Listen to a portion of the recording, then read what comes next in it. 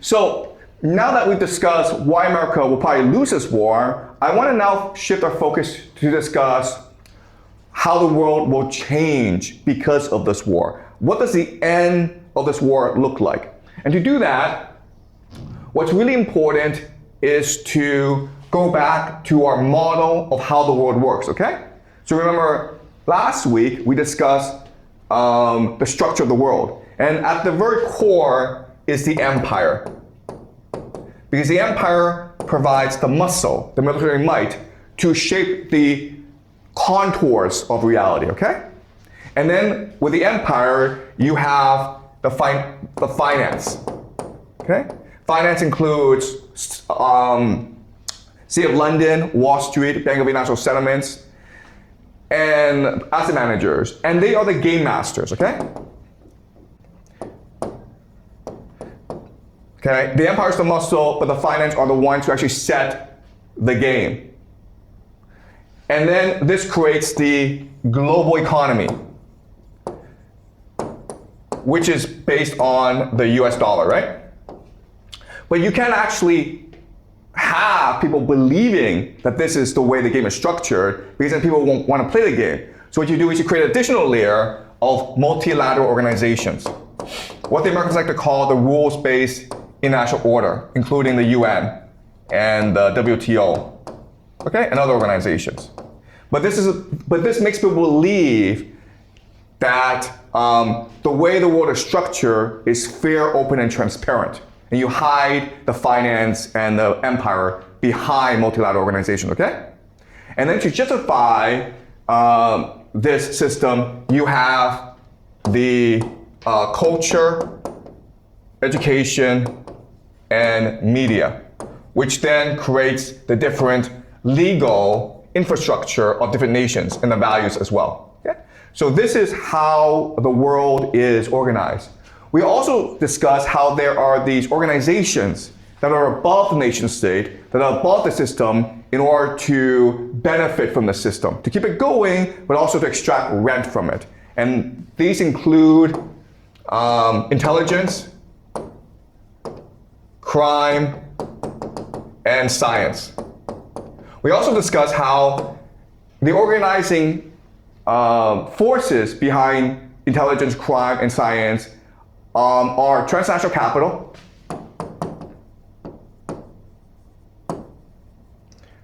secret societies, as well as elite families. And we discuss how they are bound together by a concept called the occult, which we'll study later on, okay? But the idea of the occult, okay? So this is the structure of the world. Now, once this world is created, what you need to understand is that the people in the different spheres who benefit from the system, first and foremost, their interest is maintaining that status quo, okay? So their interest is in maintaining the status quo.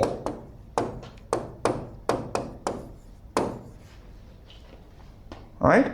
So basically, they want the system to continue. The problem with the system is, at the core is an empire that will probably lose the war in Iran. And this creates a problem, because if the empire falls, then it's possible that this entire edifice falls as well. So the only solution is to replace the empire, the American empire, with another empire, all right? That is able to provide the muscle for this system. And this empire, I've argued in the past, is of course Israel. And this is what we call Pax Judaica. Okay?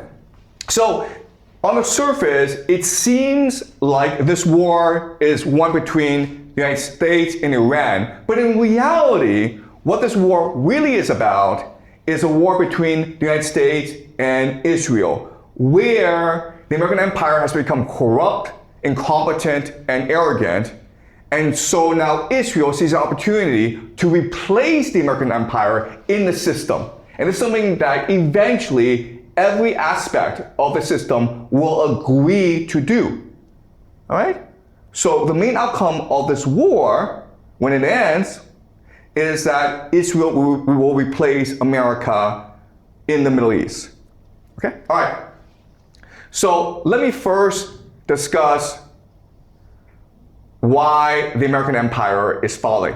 Okay? And the main reason is the idea of something called the military industrial complex.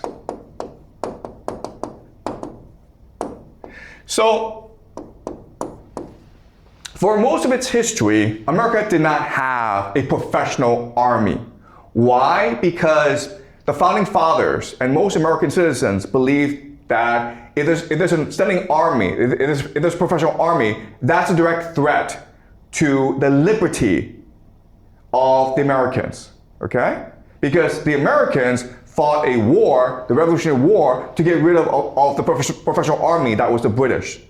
Okay, so Americans do not like a professional army. But in order to fight World War I and World War II, they didn't have a choice but to create a standing army. The problem is that after America won World War II, the apparatus stayed. And the apparatus wanted to maintain the status quo, meaning they wanted access to unlimited government funds. So this led to the Cold War, and the Cold War was a justification for the MIC, the military industrial complex, to get as much government funding as possible. And the blue, as you can see, is government expenditures. Okay, we can understand why they spent all this money in World War II, because they were fighting a war to save America and to save the world. But as you can see, even though it dropped drastically at the end of the war, starting with the Cold War, you have this uptick, okay? And then you have the Vietnam War. And then after America won the Cold War, you saw this massive uptick. And this is something called the War on Terror. So the military industrial complex is always looking to start wars in order to justify its existence. So there's a very famous journalist named Julian Assange, and he said this about America. The point is not to have successful wars. The point is not to win wars. The point is to have never-ending wars, which allows the military-industrial complex to transfer American taxpayer money to a transnational elite. Okay? It's basically, the point of wars is for the military-industrial complex to steal as much money as possible from America. Okay? America spends a lot of money in its military. Okay? America accounts for 41% of all global military spending. Who's next? China. China spends 8.2%. Russia, which is America's main military enemy, only spends 4.1%. Okay? Meaning that Russia spends 1/10 the amount of money that America spends. And you think that, okay, well, all this means is that America is invincible. But what people don't recognize is the level of corruption within the American military. The American military is probably the most corrupt institution in the world, by far. No one even comes close, okay? September 10th, 2001, Donald Rumsfeld, who's the Secretary of Defense for the Americans, he's head of the Pentagon, and this is a day before September 11th, the 9/11 attacks, he said that, he had a press conference and he said that, look, we've looked at the Pentagon books, okay? We're trying to do an accounting of the Pentagon military spending, and we can't find $2 trillion. There's $2 trillion missing from the budget. It went somewhere, we don't know where, but it went somewhere, okay? All right, so this is so where does the money go? It goes to private contractors, okay? These are all private companies that make a lot of money off the government, okay? So listen at the Boeing company. They had in 1 year 20 billion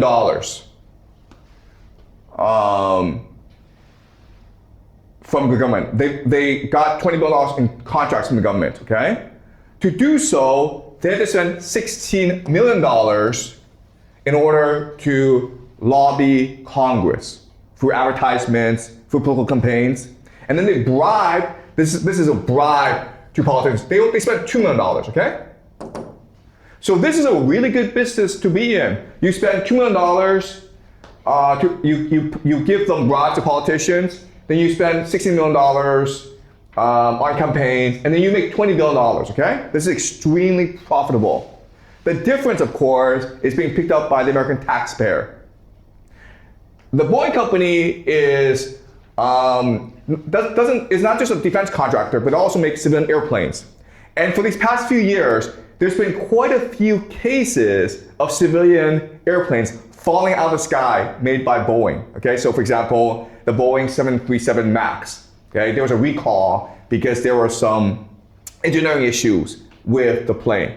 Now, there have been a couple of whistleblowers who've come out and tried to say that Boeing is a very corrupt company, and for a reason, they died. Okay, they just disappeared. We don't know why, but when they were about to testify against Boeing, they somehow died.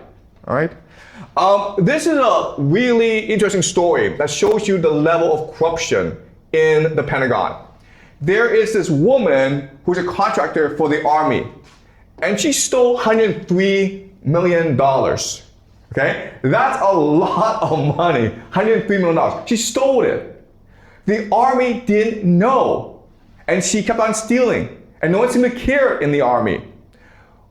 But then the IRS, this is the Internal Revenue Service, they recognized that she was getting all this money from somewhere, so they investigated her and recognized, oh my God, she's stealing from the Army. So the IRS told the Army, and that's when the Army recognized, oh, we have a problem, okay? The fact that the Army didn't notice that she was stealing $103 million tells you, actually, theft in the military is probably a very common thing, all right? So ultimately, what this means is that this corruption in the Pentagon is not really sustainable, okay? So let me discuss why this is a problem for America in Iran, okay? So right now, America is facing three major issues with this war in Iran. The first major issue is the lack of political will, meaning that this war is very unpopular in America. Only 40% of the population currently support this war, and as things go on and on, support will probably decrease, okay? You need political will because you need Americans to pay for this war. Trump has asked for $200 billion to fund this war, and also it's possible that Trump will call the national draft, which I believe will happen. Okay, so if Americans don't want to support this war, it's very hard to get them to pay for this war and to go fight this war. Second problem is lack of manufacturing capacity. So in other words, what this means is that if you lose planes, if you use too many bombs, you cannot replenish it because you don't have the factories to produce these planes and bombs quickly enough. Okay? And so if this war drags on too long, then America will just run out of bombs. Now, and the third problem for America is unwillingness to sustain casualties. Okay? And what this means is that the American military is afraid of reporting deaths, casualties, which is weird because in a war, soldiers die. That's just the reality of war. But the Pentagon is afraid of reporting too many deaths because of the fear of political backlash. Okay? So these are three major problems for the American military in Iran. These are the three major constraints. All right? So the Americans can't actually resolve these issues, and America will probably lose this war, in which case this gives an opportunity for Israel to prove to the world that it should be the empire, okay? And it proves it can be the empire by showing that it does have the political will, it doesn't have the manufacturing capacity, but that's more solid, okay? And it is much more strategic. The last thing is that it is resilient, meaning that it is willing to accept casualties, okay? So basically, the idea here is the global elite, they need an empire to provide the muscle, but the empire must prove that it can serve the needs of the global elite, okay? And so an empire must prove three things. First of all, it must prove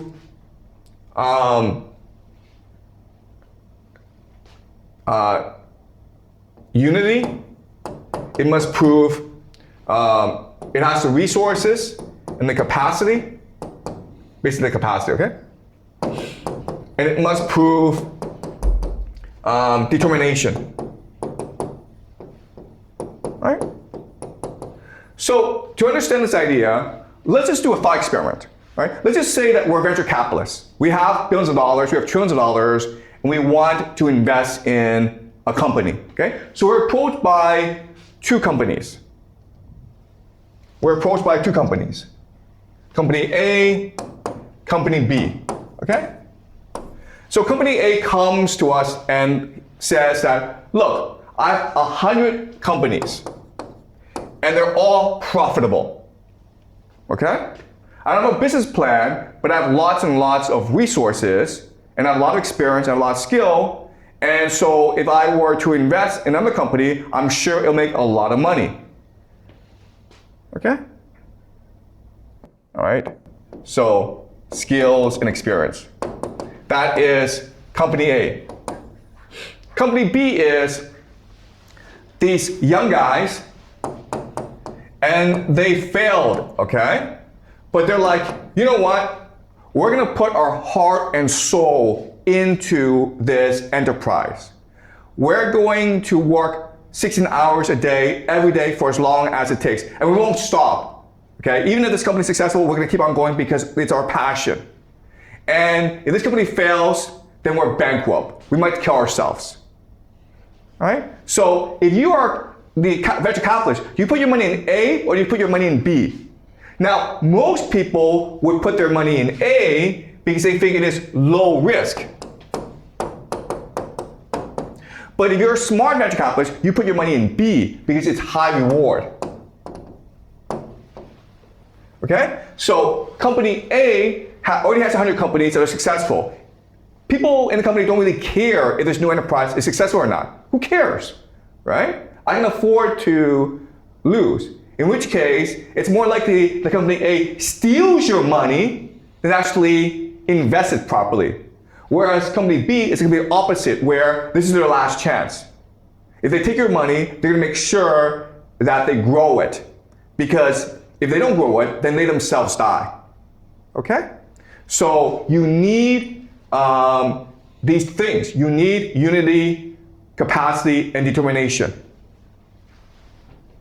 Do you understand? And so what Israel is doing really, especially auditioning to the world, we are ready to replace America. We are ready to be the new empire. Okay? All right. So let's look at what's happening. America has this MIC. And so the MIC, military industrial complex, what they're good at doing is producing very expensive weapon systems. But unfortunately, when you actually put these weapon systems into war, it doesn't really do anything, okay? So this is the Patriot missile system that's supposed to protect the GCC in Israel and the American military bases from Iranian drones and missiles. Guess what, guys? Doesn't really work, okay? In fact, as you can see from the video, the Iranians can basically fly drones anywhere in the Middle East, and the Americans can't really stop them. All right, so this is billions of dollars, doesn't really do anything. This is called the F-35. The F-35 is the most advanced fighter jet in the whole world. It has stealth technology, meaning you can't actually lock onto it using radar. This cost $100 million each. Took 26 years to develop. So you would think, wow, it took 26 years, so this must be really, really good. No, it took 26 years because the MIC is really corrupt and they want to steal as much money as possible. Okay? And in this war, the Iranians have already shot down at least one of these jets. Okay? This is not supposed to happen. You're not supposed to be able to shoot these things down, but Iranians have shot it down using very low radar. Again, these things, they're not designed to win wars. They're designed to steal as much money as possible from the American taxpayer. Okay? Now, last example is the Gerald Ford. This ship cost $13 billion. It cost $13 billion. The annual defense budget for the Iranians is $10 billion. It goes into the war theater, and 3 weeks afterwards, it has to run away, okay? And in fact, the Americans say, oh, the Gerald Ford, this is the most advanced supercarrier in the world. It's probably going to be down for repairs for the next 2 years. And there's argument as to what happened, okay? There are 3 different possibilities. The first possibility is that there was an accident in the laundry room, and there's a fire, and this fire spread throughout the carrier, okay? Which means that actually the carrier is not very resilient, okay? So that's one possibility, and that's what the official story is. But there are also others who say like the Iranians hit the ship with a missile, and so the Gerald Ford can't protect itself from Iranian missiles, so it ran away, okay? The third possibility, the third explanation is the Pentagon recognized that there are severe limitations of the Gerald Ford in actual combat operations. Its radar, its guidance system are all very limited. So the Pentagon withdrew the Gerald Ford because it was absolutely useless in war. Right? Whichever story is true, it doesn't paint a good picture of the American military. $13 billion, and this does nothing. Okay? It's just a white elephant. The Iranians are and also this is Iwo Jima, and this came in World War II in the Pacific Theater when the Americans were fighting the Japanese. And this is the height of American military glory, okay? It took about 6,000, the Americans lost 6,000 Marines in taking this island. And that's the sacrifice you need in order to win wars. You're going to lose a lot of soldiers. And Americans are proud that they were willing to make the sacrifice necessary to win the war.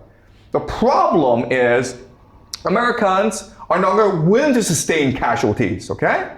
So the Americans sent about 5,000, around 5,000 Marines to Iran, hoping that 5,000 Marines will be enough to win this war, okay? But it just shows you the Americans have no strategy to win this war, and they don't want to make the necessary sacrifices to win this war. They want to win this war as quickly and as cheaply as possible, okay?